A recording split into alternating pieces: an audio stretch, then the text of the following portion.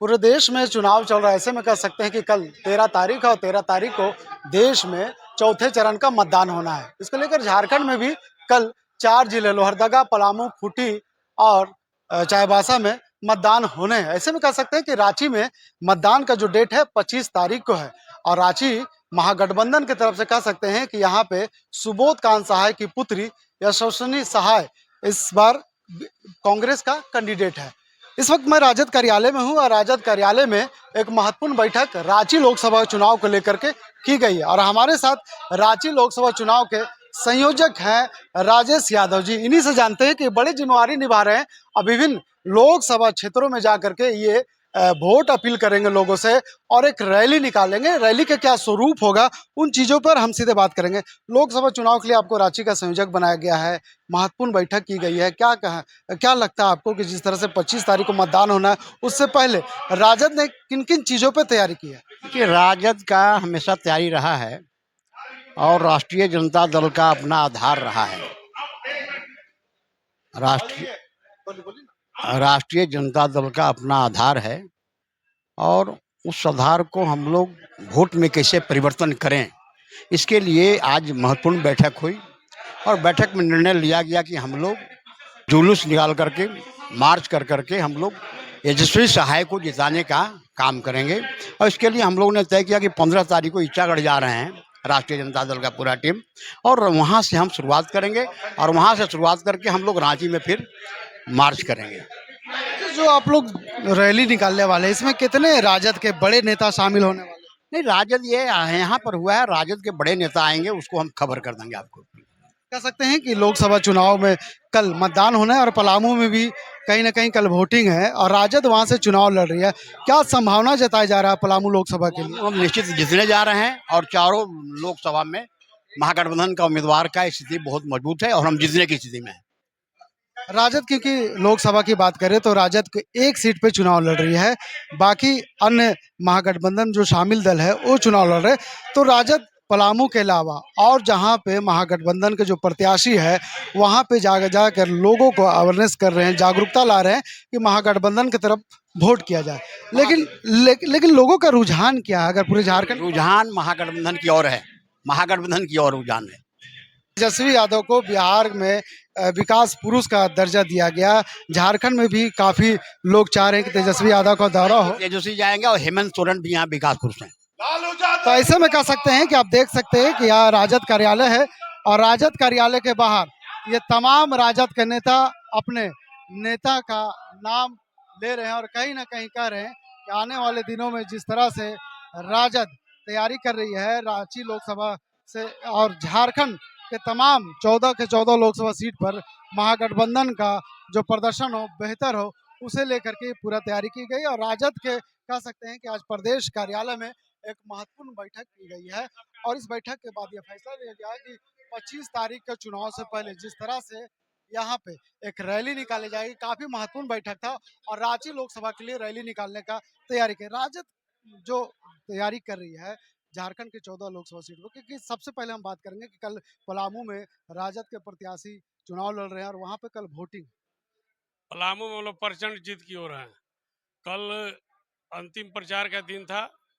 कल हमारे राज्य के नेता, हमारे भावी महिला में सबसे लोकप्रिय कल्पना सोरेन जी भी गई थी और हमारे जनप्रिय नेता, युवाओं के हृदय सम्राट तेजस्वी यादव जी का 3 दिन लगातार वहाँ कार्यक्रम रहा।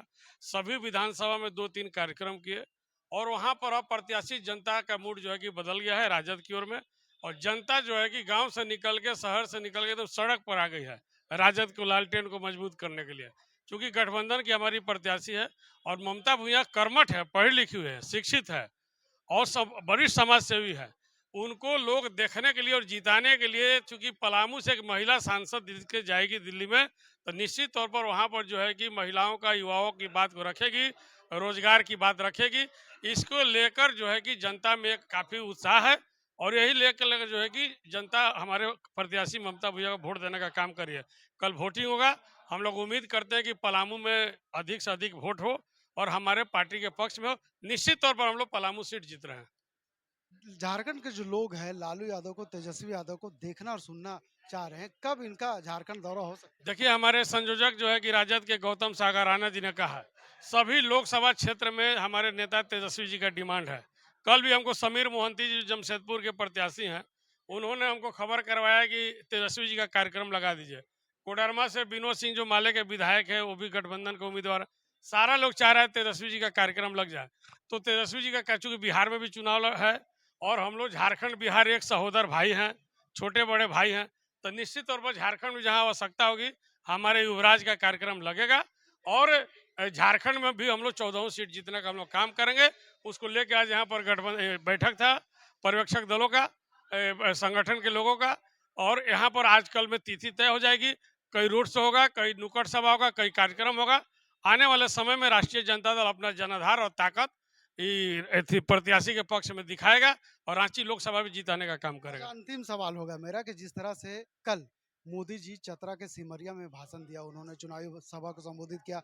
10 तारीख की बात करें तो केंद्रीय गृह मंत्री अमित शाह भी खूंटी आए थे। लेकिन दो जिस तरह से लोगों का मिजाज बदल रहा है, जिस तरह से मोदी जी का भाषण बदल रहे हैं, इसे आप कैसे देखते हैं? देखिए, मोदी जी की झूठी गारंटी से जनता जो है कि सबक सीख लिया है। 10 साल इन्होंने झूठा सपना दिखाने का काम किया, झूठा वादा किया, सिर्फ जुमलेबाजी किया, सिर्फ इवेंट मैनेजमेंट का राजनीति किया, लेकिन गांव खलिहान तक नहीं पहुंच सके। जो उन्होंने वादा किया था, जो घोषणा किया था, कहीं पर खरा उतरने का काम नहीं किया। इसलिए जनता उबाल में है और जनता साइलेंट अंडर करेंट है लोगों में कि इनके खिलाफ वोट करना है। इसलिए अमित शाह में, मोदी जी में कोई फर्क नहीं पड़ता है। मोदी जी का एक ही गारंटी है देश में, सिर्फ झूठ बोलना, झूठ बोलना, झूठ बोलना। इसलिए ये लोग भारत जलाओ पार्टी है, बड़का झूठा पार्टी है, बड़का जुमला पार्टी है। इनसे जनता सावधान हो चुकी है। 10 बरस में इन्होंने देश को जो है कि 50 साल पीछे ढकेल दिया। बेरोजगारी प्रचंड स्थिति में है, महंगाई प्रचंड स्थिति में है, गरीबी प्रचंड स्थिति में बढ़ गई है। गरीबी सुरक्षा बड़ा सवाल है।